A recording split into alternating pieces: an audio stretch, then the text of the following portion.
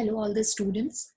Today we will discuss the Payment of Gratuity Act 1972, a very important act in industrial relations and labor laws, and very importantly its significance has been mentioned in labor laws.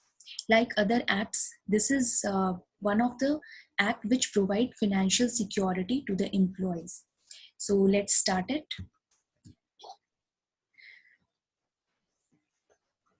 We should start first with the meaning of gratuity. So gratuity means a lump sum payment made by an employer to an employee as a retirement benefit for his past service when his employment is terminated. So gratuity is a social security and financial security which is provided to an employee once he is going to leave the organization. The employment is terminated. The term it is written here should not be taken as a negative.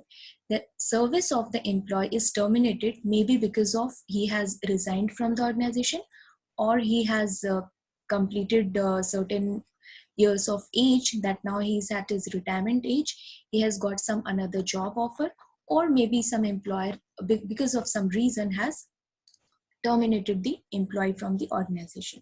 So there are certain reasons when employee leaves the organization, but whatsoever is the reason, that employee, if he is eligible to receive the gratuity amount, and if employer is obliged to give the gratuity payment, then that amount is paid to the employee once he is leaving the organization. There are certain objectives related to gratuity. The act says that it should employer to provide a monetary award for continuous services rendered to the employees. So I have already discussed about that a monetary award is given to the employee. Why? As a continuous service that employee has rendered in the organization.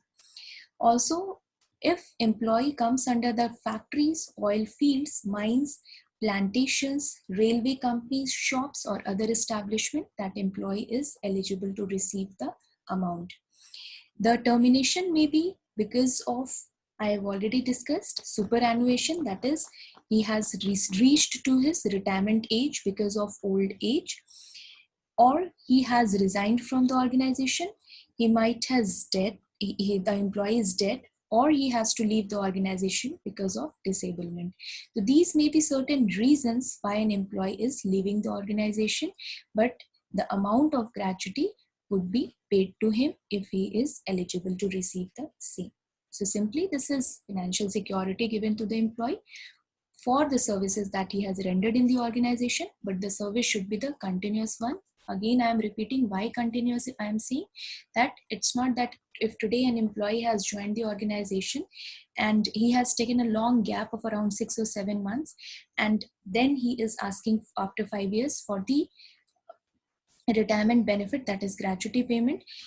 Maybe certain cases are there that he won't be able to receive. That employer can claim that employee has not rendered the continuous service. So in coming slides, we'll understand basically what exactly continuous service is. So finally, intent of the employer is to helping an employee after his retirement in some monetary term. This is the main reason for the Gratuity Act. Second, we'll see that the Payment of Gratuity Act was passed by Indian Parliament in 21st August 1972, but it was came into force on 16th September 1972. That's why we call it the Payment of Gratuity Act 1972. Now you see this term, the Payment of Gratuity. It's not simply the Gratuity Act 1972. Why? Because we are doing some payment. We are not just adhering that yes, we are maintaining the gratuity amount, but it is more about, government is more about concerned about the payment of gratuity should be done. That's why this name has been given, the Payment of Gratuity Act 1972. Now it should, we will now see the applicability of Gratuity Act. So where it is applicable, like other acts, it is also applicable in different parts of India. I mean, this is applicable in all over the India, but limited to every factory, mine. In Factories Act, we have already discussed the definition of factory, mine, oil field, plantation, port, and railway companies. But in case of shops or establishments, like these are the mandatory one where the Gratuity Act has to be applied. But in case where shops or establishments are there, other than those stated, other than those stated means other than these one, which we have already stated, it applies to those organization with 10 or more person. So any shop or establishment or any organization where 10 or more person are employed on any day of the preceding 12 months, this act is applicable. Or if in case of shops and establishments, see, this point is very important, it should be there in your knowledge. In any case, shops and establishment to which the act applies, if in case my organization comes under the area of applicability of Gratuity Act, and I started and I did all the registration process, then later on what happens, the number of employee reduces below 10, as the mandate one that my employee should be more than 10 in number. But later in later stage, due to some circumstances, the number of employee reduces below 10, then it shall continue to be governed by the act. It now doesn't mean that I'll stop adhering to the Gratuity Act. Once I have registered, my employees are registered, they have received certain registration number, now they will definitely continue with this, no matter the organization has reduced its number of employee below 10. So they cannot, organizations cannot avoid these things, and they have to adhere to the policies. Next, I'm going to talk about definitions. So in every act, we have seen that definition of employee or definition of employer, appropriate government, that has changed according to the demand of the act. So here in Gratuity Act, the definition of employee means any person who is employed for wages, whether the term of such employment are expressed or implied. So when I'm talking about that employment are expressed or implied, that means indirect, whether the organization has directly employed that person, or indirectly the employees are, would be, that person would be called an employee of the organization. But such those people would not be included who holds a post under the central government or a state government and is governed by any other act or by any other rules providing for payment of Gratuity Act. So already central government and state government, they have a lot of employee benefit related policies. So in case already something related to payment of Gratuity Act, certain policies are already there in the central government or state government organizations, then this payment of Gratuity Act would not be applicable on those offices. I hope this is clear to all of you. I'm not saying central government or state government, they don't have gratuity. They, of course, they are the one who definitely give gratuity to their employees, but they have certain their own rules and regulation. And if something like gratuity has already been there in the organization, central and state government, then the payment of Gratuity Act would not be applicable in that case. I have already discussed double benefit is never ever applicable in any of the act. So any problem or any query, you can just discuss with me. Second is regarding the continuous service. The definition of continuous service means, I have initially also discussed about, this is the uninterrupted service which may be interrupted on account of sickness. That means uninterrupted service, but these sickness and leave, absence from duty without leave, not being treated as a break in service, layoff ho gaya, layoff I have already discussed in ID Act, strike ho gaya, lockout or cessation of work, not due to the fault of employee. These areas very specifically condition apply that these things should not happen, strike, lockout or cessation due to the fault of employee, then these things would be considered in the continuous service. Employer cannot say that you have not continued the service, your services were not continuous, because in between your services you have gone through for certain duration of time when layoff was happening, when a strike was there, when lockout or cessation of work was there. So these would be considered as an uninterrupted service as well, when the calculation of years or the number of days would be done for your gratuity payment. Second point, whether such uninterrupted or interrupted service was rendered before or after the commencement of the act. This would also be considered.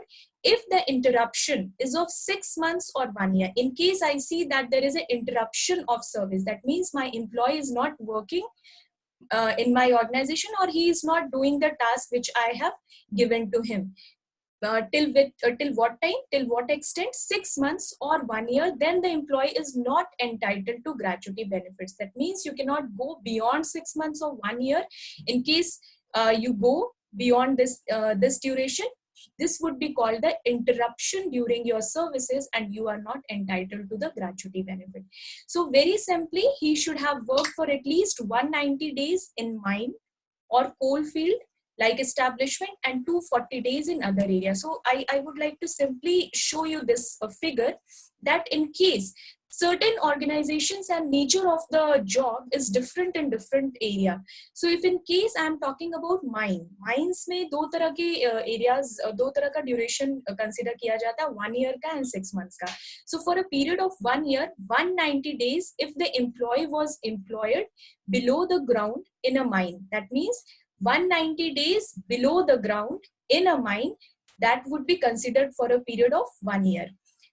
At least 190 days are required to be covered, or the work has to be done minimum 190 days if the employee was employed in an establishment which works for less than 6 days in a week. I hope now this is clear to all of you. Few organizations work 5 days in a week, few organizations work 6 days in a week.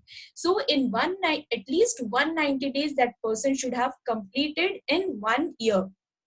1 year, then only his gratuity will be calculated, and 240 days in any other case. So these were the areas which are mandatory for calculation for the gratuity benefit and to become eligible for the gratuity benefit. Now if I talk about the period of 6 months, if I calculate based on the period of 6 months, that an organization work for 6 months and for another 6 months the employees doesn't work. I mean, for continuously 6 months he has to work.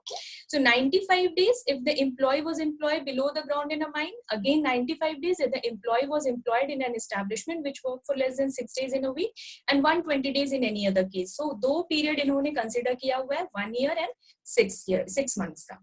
Now I have here a very interesting case on continuous service. I would like all of you to go through this case first, and then I'll discuss more about it. Just gives few minutes and read this case. I hope this is visible to all of you.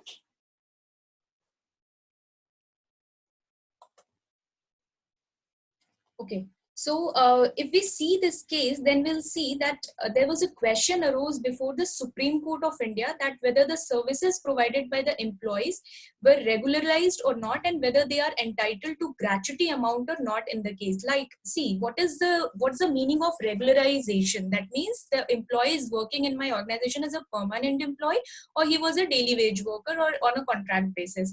So this was a very important question which was raised, that now if that employee is not regularized in my organization, whether he is able to receive or eligible to receive the gratuity amount or not.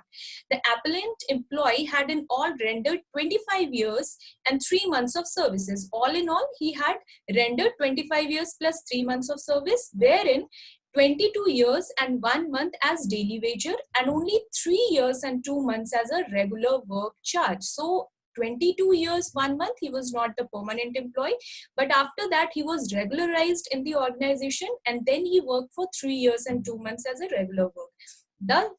However, the appellant was not paid the gratuity amount by the state after his retirement, because it was told that his total period of 25 years of his service, he worked 22 years as a daily wager and only 3 years as a regular employee. But considering this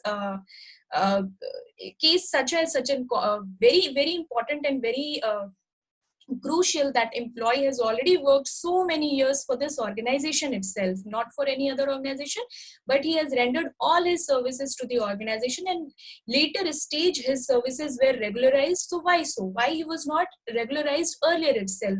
Why for only 3 years? So the Supreme Court of India had held that the state should release the gratuity amount of the employee because the appellant had actually rendered the service for a period of 25 years in that organization itself. So because the service was regularized, later on you see that if you regularize the service for at least later stage at 1 year as well, the appellant was entitled to claim its benefit for whole 25 years, regardless of the post and capacity on which he worked for 22 years. So this shows that whether the service was regularized or not is of no significance to the continuous service to the said act. Here, this is the example of continuous service. So continuous service would consider the regularized work along with the non-regularized work. It would just consider that you have rendered your services to the organization in whatsoever form. Third definition is about the controlling authority. So in like other acts, there needs to be a controlling authority who would be appointed by the appropriate government. I hope all of you know appropriate government is the in charge which is appointed by government, who takes care of on the control of the act, and all the organization are adhering to the rules and regulation mentioned in the act. So controlling authority is appointed by appropriate government for the proper administration of the act. It happens in all the acts mostly. The government may appoint different controlling authority for different area. It's not that one controlling authority would be taking care of all the organization in that particular district or state. Different controlling authority may be there for different areas, for different tehsils. So finally, we come to Payment of Gratuity Act. So there are certain conditions. Before going through Payment of Gratuity Act, it was very important you to know that what are the different definition and what are the meanings of how do we consider a person who is working in an organization as an employee, and in what conditions an employee would be eligible for the gratuity. So now we'll move towards the Payment of Gratuity Act, wherein we'll be discussing what are the different conditions and what are the rules and regulations which are covered under payment of gratuity. So when an employee renders continuous service of 5 years, so very incessantly we are talking about continuous service, but that continuous service should be of at least 5 years.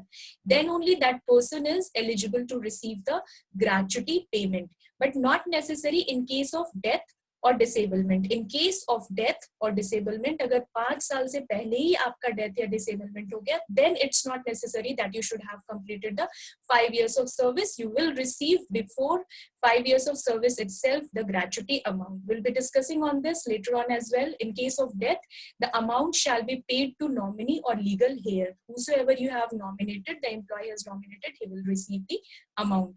The time limit, that within 30 days of gratuity become payable. Now you are leaving the organization, within 30 days only the payment of your gratuity should be done to you. The amount of gratuity you should receive. This is your right, and if in case you don't receive, you have all the rights to inform this thing to the controlling authority that 30 days has already been exceeded and you have still not received your gratuity. So you can contact controlling authority. Maximum amount of gratuity is about the gratuity payable to an employee shall not exceed rupees 20 lakh. Now for every year that you render in this organization, your gratuity payment is calculated. Right? I will be discussing the calculation part once again on the Excel sheet, and things would be more clear to you as I had discussed in ESI Act, the proper calculation that I had done. I would be showing you how exactly gratuity is calculated based on the basic wages or DA, or how different conditions are there during the calculation of gratuity. But whatsoever calculation come for you at the end of your services in the organization, that amount should not exceed 20 lakh. So no matter whatever calculation it is, you will receive 20 lakh or less than 20 lakh, the calculation that comes from your gratuity payment. See, this is the regulation that had come. You see the date 29th March 2018, and this is the Press Information Bureau, Government of India, from Ministry of Labor and Environment regarding the Payment of Gratuity Act. You see, it is written 2018. So Gratuity Act came in 1972, and during a period of time, certain amendments happened, and there was an amendment happened in 2018. The amendment was regarding the maximum limit of amount, regarding the limit of the amount. It was, I discussed that it is 20 lakh, but earlier it was 10 lakh. So it used to happen that the employees, the calculation of the gratuity payment used to exceed 10 lakh, but it's still, this was the maximum limitation. The employee may receive 10 lakh or less than 10 lakh, but after some recommendations and certain discussion during the 7th Central Pay Commission, in case of government service, the ceiling has been raised to 20 lakhs. So it has been amended now, and the ceiling is raised to 20 lakh.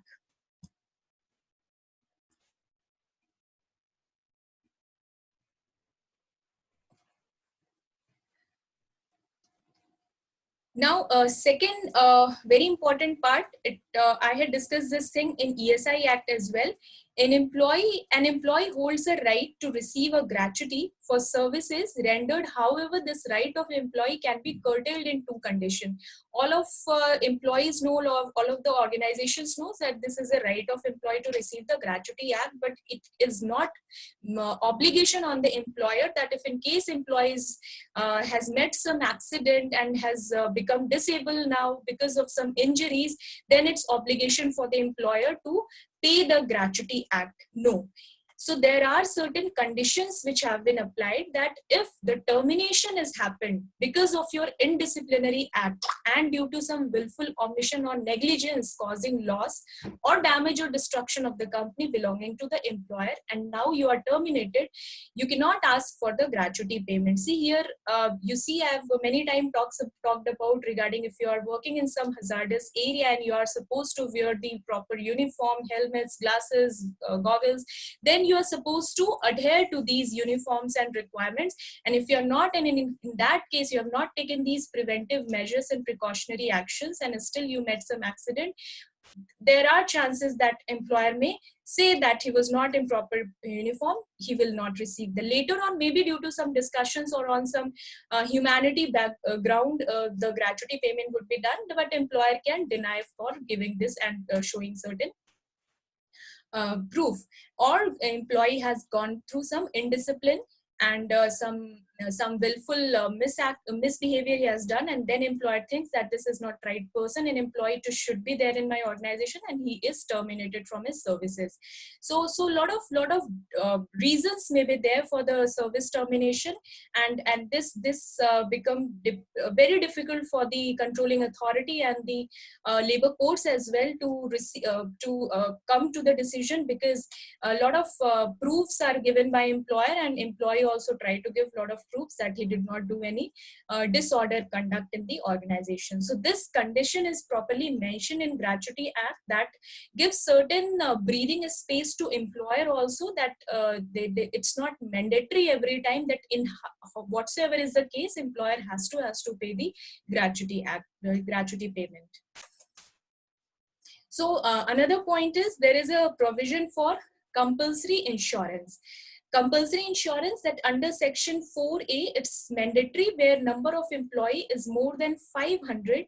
The registration shall be done in prescribed time and in prescribed manner. The insurance shall be taken from LIC or any other prescribed insurance. So this is just limited to the organization where number of employees are more than 500, then it's mandatory. Otherwise it's not mandatory to get the insurance done. So certain conditions are there, and only those organizations come under this purview. Moreover, talking more about on the payment of Gratuity Act itself, so I have already discussed that 5 years of continuous service is important, and a retired person is entitled to gratuity amount along with his pension. For example, if in case a retired person has is retired and he is receiving the pension, then organization cannot say that you are already receiving a pension and this is a monetary benefit you are receiving from the organization. No, the gratuity amount is different and the pension is different. Also, after death or disablement, accident or diseases, the employer is under obligation to pay the gratuity amount to the employee or employees nominee or any higher. In case the employee is not married, he does not have any family, then also he need to give some references wherein some nomination has to be given, or maybe of his colleague or neighbor or friend or anyone he has to write the name.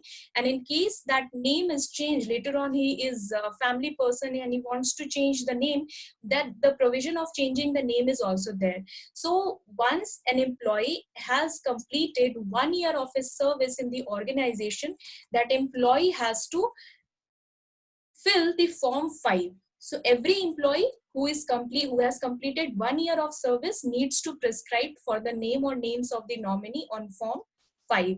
It's because you are eligible to receive the gratuity once you have completed 1 year in that organization. And nomination must be done within 30 days only. It's not that you have written your name, you have filled the form, and you have registered yourself in the gratuity, but you have not given the nominee name. So nominee name is given in the form 5. Also, for every completed year of service or part, thereof in excess of 6 months, the employer shall pay gratuity to an employee at the rate of 15 days wages based on the rate of wages last drawn by the employee concerned. So this, when I'll be doing calculation, this would be more clear to all of you.